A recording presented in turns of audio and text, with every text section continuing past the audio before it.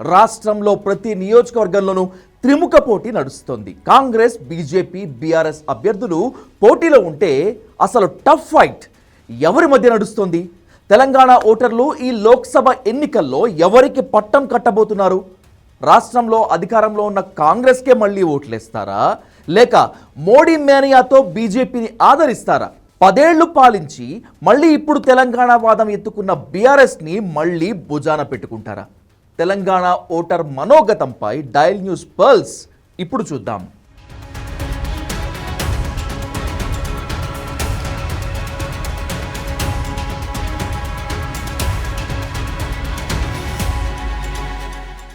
ఓటర్లను చివరి నిమిషం వరకు ఆకట్టుకోవటానికి, ప్రలోభాలతో మభ్యపెట్టడానికి అన్ని పార్టీలు డబ్బు, మద్యంతో పాటు పోల్ మేనేజ్మెంట్ కూడా ప్రిపేర్ చేసుకున్నాయి. అయితే ఓటర్లు ఏమనుకుంటున్నారు? ఈ డబ్బులు, మద్యానికి లొంగి ఓట్లేస్తారా, లేదంటే అవి తీసుకునేవాళ్ళు తీసుకున్నా తమ మనస్సాక్షి ప్రకారం ఓట్లేస్తారా అని తెలుసుకునేందుకు తెలంగాణలోని 17 లోక్సభ నియోజకవర్గాల్లో ప్రజల అభిప్రాయాలను సేకరించింది డయల్ న్యూస్. వాళ్ళ సమస్యలు, తమ నియోజకవర్గాల్లో వివిధ పార్టీలు, అభ్యర్థుల విషయంలో అభిప్రాయం ఎలా ఉంటుందో వివరాలు రాబట్టింది. రాష్ట్రంలో కాంగ్రెస్ సరే, మరి కేంద్రంలో ఏ పార్టీకి అధికారం ఇవ్వాలని జనం అనుకుంటున్నారో సేకరించే ప్రయత్నం చేసింది డయల్ న్యూస్. జనం మనోగతాన్ని డయల్ న్యూస్ రాబట్టింది. ఈ అభిప్రాయ సేకరణలో అంచనాలకు అందని ఫలితాలు కనిపించాయి. ఎన్నికల నోటిఫికేషన్కి ముందు నుంచి వస్తున్న సర్వేలు, ప్రముఖ రాజకీయ విశ్లేషకులు ఇస్తున్న ఒపీనియన్స్కి భిన్నంగా ఓటర్ల మనోగతం కనిపించింది. గతంలో లాగే అధికారంలో ఉన్న పార్టీకే ఓట్లేసి గెలిపించి పార్లమెంట్కి పంపే ఆనవాయితీకి భిన్నంగా తెలంగాణ ఓటర్లు ఆలోచించినట్లు ఇక్కడ స్పష్టంగా కనిపిస్తోంది. డయల్ న్యూస్ సర్వేలో ఏం తేలింది? ఏ పార్టీకి ఎన్ని సీట్లు రాబోతున్నాయి? ఏ పార్టీ అభ్యర్థులను పార్లమెంట్కు ఓటర్లు పంపబోతున్నారు? ఇప్పుడు ఆ విశ్లేషణ చూద్దాం. తెలంగాణలో ప్రస్తుతం కాంగ్రెస్ ప్రభుత్వం అధికారంలో ఉంది. ఆ పార్టీ ఇచ్చిన 6 గ్యారంటీలను జనం నిజంగానే నమ్మారా? రాష్ట్రంలో అధికారంలో ఉన్న పార్టీకే ఓట్లేసి మళ్ళీ కాంగ్రెస్ అభ్యర్థులను లోక్సభకు పంపుతారా, లేదంటే గత 10 ఏళ్ల మోడీ పాలనకు జనం పట్టం కడతారా? ఇలా కాకుండా షెడ్డుకెళ్లిన కారును తిరిగి తీసుకొస్తారా అన్న దానిపై మా డయల్ న్యూస్ సర్వే చేసింది. ఈ సర్వేలో ఇందాక చెప్పుకున్నట్లుగానే ఊహకు అందని ఫలితాలు వెల్లడయ్యాయి. తెలంగాణలో ఎవరు ఊహించని విధంగా ప్రధాని నరేంద్ర మోదీ హవా కనిపిస్తోంది. అంటే అధికార కాంగ్రెస్కు గ్యారంటీలను జనం నమ్మటం లేదా అంటే ఎస్, 150 రోజుల కాంగ్రెస్ పాలనపై జనంలో నిరాశ చాలా క్లియర్ కట్గా కనిపించింది. మరి బీఆర్ఎస్ పరిస్థితి ఏంటి అంటే, ఈ లోక్సభ ఎన్నికల్లోనూ బీఆర్ఎస్ తుడిచిపెట్టుకుపోతుందని డయల్ న్యూస్ సర్వేలో క్లియర్ కట్గా బయటపడింది. తెలంగాణలో మొత్తం 17 పార్లమెంట్ సీట్లు ఉంటే అందులో బీజేపీ 9 నుంచి 10 సీట్లు గెలుచుకోబోతున్నట్లు తెలుస్తోంది. అలాగే రాష్ట్రంలో అధికారంలో ఉన్న కాంగ్రెస్ పార్టీకి 6 నుంచి 7 సీట్లు మాత్రమే వచ్చే ఛాన్స్ ఉంది. అంటే బీఆర్ఎస్కి ఈ ఓటర్లంతా మరోసారి గట్టి షాక్ ఇవ్వబోతున్నారు. ఆ పార్టీకి అన్ని సీట్లలోనూ దారుణ ఓటమి తప్పేలా లేదు. ఒక్క మెదక్లో మాత్రమే బీఆర్ఎస్ గట్టి పోటీ ఇవ్వగలుగుతోంది. గులాబీ పార్టీకి 0 నుంచి 1 సీటు మాత్రమే వచ్చే అవకాశం ఇక్కడ చాలా క్లియర్ కట్గా కనిపిస్తుంది. డయల్ న్యూస్ పల్స్లో నియోజకవర్గ వారీగా ఫలితాలు ఏ విధంగా ఉండొచ్చు, ఎలా ఉండొచ్చో ఇప్పుడు ఏ లెక్కకు ఆ లెక్కకు కూడికలు, తీసివేతలు అన్నీ కలుపుకొని ఇప్పుడు చూద్దాం. ఫస్ట్ సికింద్రాబాద్. ఇక్కడ గెలిచేందుకు బీజేపీకి అవకాశాలు చాలా ఎక్కువ. ఆ పార్టీ అభ్యర్థి కేంద్ర మంత్రి కిషన్ రెడ్డిని జనం మరోసారి ఆదరించే అవకాశాలు ఎక్కువగా కనిపిస్తున్నాయి. మళ్ళీ కిషన్ రెడ్డికే విక్టరీ ఖాయమని గంటాపదంగా తెలుస్తోంది. దానం నాగేందర్కు సికింద్రాబాద్ లోక్సభ నియోజకవర్గం పరిధిలో ఓటమి తప్పేలా లేదు. ఇక మల్కాజ్గిరికి వద్దాం. మల్కాజ్గిరి సంగతి చూస్తే ఇక్కడ కూడా బీజేపీకి ఆదరణ ఒక రేంజ్లో ఉంది. కమలం అభ్యర్థి ఈటెల రాజేందర్ గెలిచే ఛాన్సులు ఎక్కువ ఉన్నాయి. గత అసెంబ్లీ ఎన్నికల్లో 2 చోట్ల ఈటల ఓడిపోయినా మల్కాజ్గిరి ఓటర్లు మాత్రం రాజేందర్ వైపే మొగ్గు చూపే అవకాశాలు చాలా ఎక్కువగా కనిపిస్తున్నాయి. మరి చేవెళ్ల కాన్స్టిట్యున్సీలో పరిస్థితి కనుక చూసినట్లయితే చేవెళ్ల లోక్సభ నియోజకవర్గంలో కూడా బీజేపీ తమ విజయ పతాకాన్ని ఎగరవేసేందుకు ఛాన్సులు ఎక్కువగా ఉన్నాయి. ఇక్కడ ఆ పార్టీ అభ్యర్థి కొండా విశ్వేశ్వర్ రెడ్డికి అవకాశం ఇవ్వబోతున్నారు చేవెళ్ల పార్లమెంట్ నియోజకవర్గ ఓటర్లు.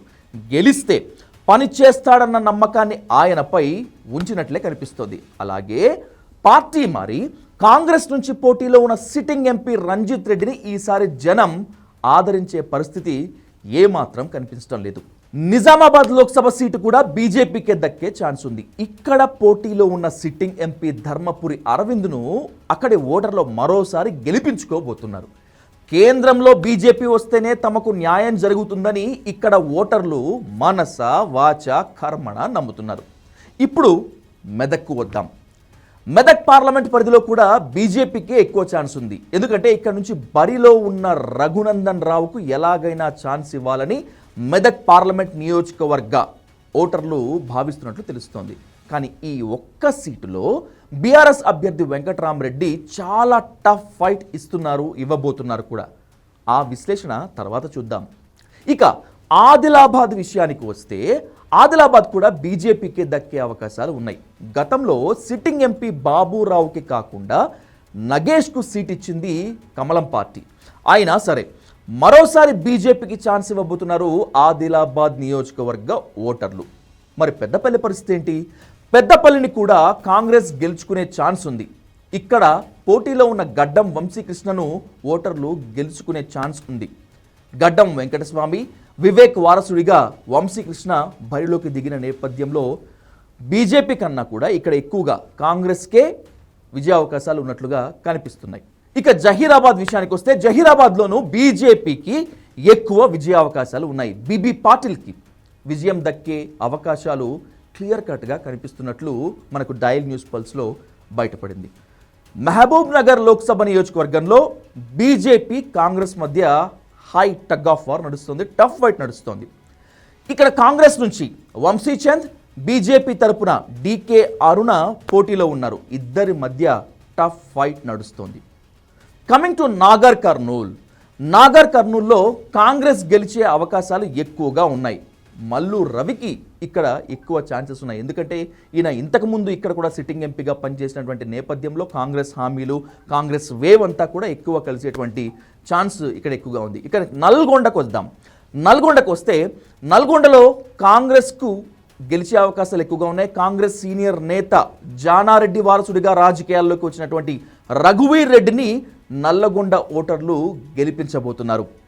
భువనగిరి పరిస్థితి ఏంటి? భువనగిరిలో కూడా కాంగ్రెస్ గట్టి పోటీ ఇస్తోంది. ఇచ్చే ఛాన్స్ కూడా క్లియర్ కట్గా కనిపిస్తోంది.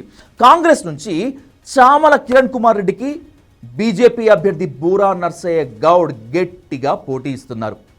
ఇక ఎన్నో సస్పెన్స్ థ్రిల్లర్లను తలపించినటువంటి ఖమ్మం పార్లమెంట్ భవిష్యత్ ఏంటి? ఖమ్మం లోక్సభ నియోజకవర్గంలో ఏ పార్టీ అభ్యర్థి పాగా వేయబోతున్నారు అంటే ఖమ్మం పార్లమెంట్ పరిధిలో కాంగ్రెస్ అభ్యర్థి రఘురామరెడ్డి గెలుపు ఖాయంగా కనిపిస్తోంది. జిల్లాలో అన్ని అసెంబ్లీ స్థానాలను కాంగ్రెస్ గెలుచుకుంది. పొంగులేటి అంటే మినిస్టర్ పొంగులేటి శ్రీనివాసరెడ్డి తన వియ్యంకుడైన రామసహాయం రఘురామరెడ్డి కోసం తీవ్రంగా ప్రయత్నిస్తున్నారు. సో ఖమ్మంలో కాంగ్రెస్ గెలుపు ఎవరు కూడా అడ్డుకోవటానికి ఇక్కడ దెర్ ఈజ్ నో ఛాన్స్ అంటగా కనిపిస్తోంది. వరంగల్ పరిస్థితి ఏంటి? ఉద్యమాల కిల్లాగా, పోరు కిల్లాగా పేరుపడినటువంటి వరంగల్లో బీజేపీ గట్టి పోటీ ఇవ్వబోతోంది. బీఆర్ఎస్ నుంచి కమలం పార్టీలోకి వచ్చి టికెట్ దక్కించుకున్న ఆరూరి రమేష్ని జనం ఆదరించే పరిస్థితి ఉంది. కరీంనగర్ పరిస్థితి ఏంటి? కరీంనగర్ని కూడా ఉద్యమాల కిల్లాగా పిలుచుకుంటాం. రాజకీయ చైతన్యం చాలా ఎక్కువగా ఉంటుంది. అయితే కరీంనగర్లో మళ్ళీ బీజేపీయే పాగా వేయబోతోంది. ఇక్కడ సిట్టింగ్ ఎంపీ బండి సంజయ్ గెలుపు అన్డౌటెడ్గా ఖాయంగా కనిపిస్తోంది. మహబూబాబాద్ను ఈసారి కాంగ్రెస్ దక్కించుకునే అవకాశాలు చాలా ఎక్కువగా కనిపిస్తున్నాయి. కేంద్ర మాజీ మంత్రి బలరాం నాయక్ గెలుపు ఇక్కడ ఖాయంగా కనిపిస్తోంది. చివరగా హైదరాబాద్ నియోజకవర్గం ఎంఐఎం కంచుకోట. సో మళ్ళీ ఆ పార్టీ అభ్యర్థి అసదుద్దీన్ ఓవైసీ గెలవబోతున్నారు. బీజేపీ నుంచి మాధవీలత గట్టి పోటీ ఇచ్చిన మజ్లిస్ కోటలో చొరబట్టం అంత ఈజీ కాదు. అందుకే 17 నియోజకవర్గాల వారీగా ఈ పరిస్థితులు ఈ విధంగా ఉన్నాయి. ఇప్పుడు దానిపై కూడా మరింత విశ్లేషణను ఏ విధంగా ఉన్నాయో చూద్దాం.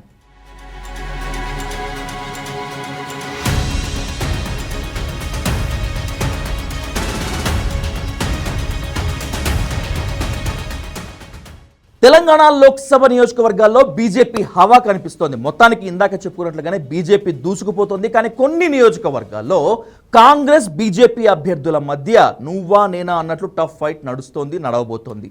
కారు పార్టీ మాత్రం కనిపించకుండా పోయే అవకాశాలే ఇక్కడ ఎక్కువగా ఉన్నాయి. అంటే ఇప్పటికే షెడ్డుకి వెళ్ళిపోయిన కారు మళ్ళీ గేరు మార్చుకొని రేసింగ్ స్పీడ్లో రోడ్డు మీదకి వస్తుందా, దున్నేస్తుందా అంటే క్వశ్చన్ మార్కే కనిపిస్తోంది. భువనగిరి, మహబూబ్ నగర్, వరంగల్లో కాంగ్రెస్ బీజేపీ అభ్యర్థుల మధ్య కేవలం స్వల్ప తేడా మాత్రమే ఉండే ఛాన్స్ ఉంది. భువనగిరిలో కాంగ్రెస్ అభ్యర్థి చామకూర కిరణ్ కుమార్ రెడ్డి బీజేపీ క్యాండిడేట్ బూరా నర్సయ్య గౌడ్ కంటే కేవలం 2% మాత్రమే ఆధిక్యంలో ఉన్నారు.